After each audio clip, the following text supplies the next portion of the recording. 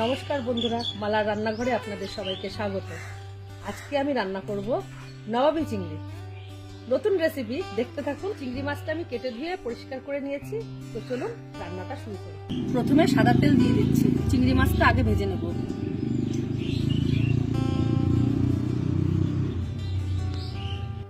চিংড়ি মাছে লবণ হলুদ মাখিয়ে নেব। হলুদ গুঁড়ো দিয়ে দিলাম।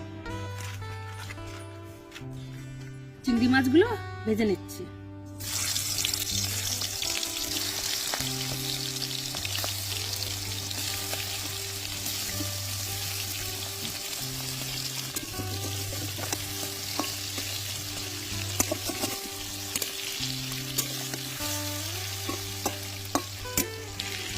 চিংড়ি মাছগুলো ভাজা হয়ে গেছে, এবার একটা পাত্রে তুলে নেব।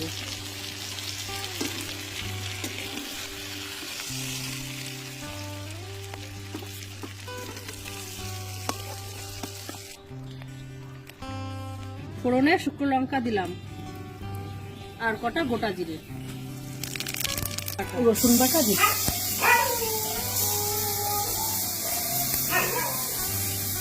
পেঁয়াজ বাটা, একটু আদা বাটা,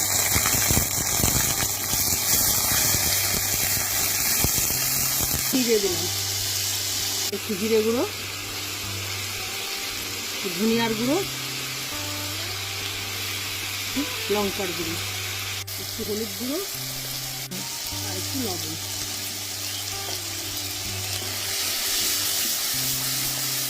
সামান্য একটু জল দিলাম, মশলাটাতে ভালো করে কষানো হয়, পুড়ে না যায়। মশলা কষে গেছে, এবার ভেজে রাখা চিংড়ি মাছগুলো দিলাম আর নারকেলের দুধ দিয়ে দিলাম। আলাদা করে আর জল দেব না, এই নারকেলের দুধে রান্নাটা হয়ে যাবে। আমার রান্নাটা প্রায় হয়ে এসেছে, এবার গরম মশলা দিয়ে দেবো।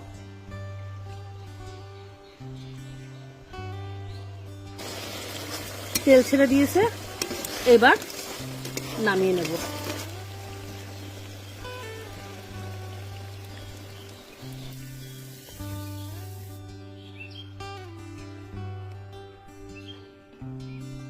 আমার নবাবী চিংড়ি রান্নাটা রেডি। আপনারা এইভাবে বাড়িতে বানিয়ে খাবেন, ভালো লাগবে। আজ তবে আসি, দেখা হচ্ছে পরের ভিডিওতে। আপনারা সুস্থ থাকবেন, আনন্দে থাকবেন।